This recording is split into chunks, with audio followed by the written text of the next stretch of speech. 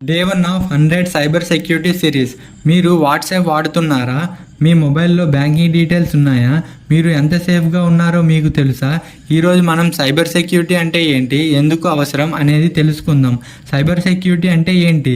Cyber security అంటే మన digital ప్రపంచాన్ని, అంటే మన computer, phone, banking app, social media accounts, ఇలా అన్నింటినీ హ్యాకర్ల నుండి ప్రొటెక్ట్ చేయడానికి యూజ్ చేసే టూల్స్, టెక్నిక్స్ అండ్ అవేర్నెస్ని కలిపితే అదే సైబర్ సెక్యూరిటీ.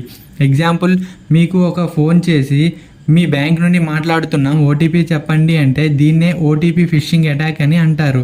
మీ ఫోన్లోకి ఎవరో వైరస్ని ఇంజెక్ట్ చేసి మీ డేటాని యాక్సెస్ చేయగలిగితే దాన్నే మాల్వేర్ అటాక్ అని అంటారు.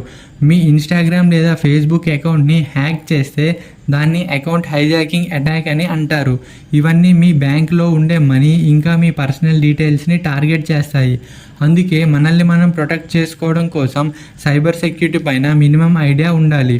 మరి మీరు మీ ఫోన్ని హ్యాకర్ నుండి ఎలా కాపాడుకోవాలి, ఎలాంటి స్ట్రాంగ్ పాస్వర్డ్స్ని యూజ్ చేయాలి అని రేపటి డే 2 సిరీస్లో డీటెయిల్గా ఎక్స్ప్లెయిన్ చేస్తాను.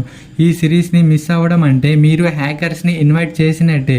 So don't miss this series. ఇలాంటి cyber security, health, personality development tips కోసం మా ఛానల్ని లైక్ చేసి సబ్స్క్రైబ్ చేయండి.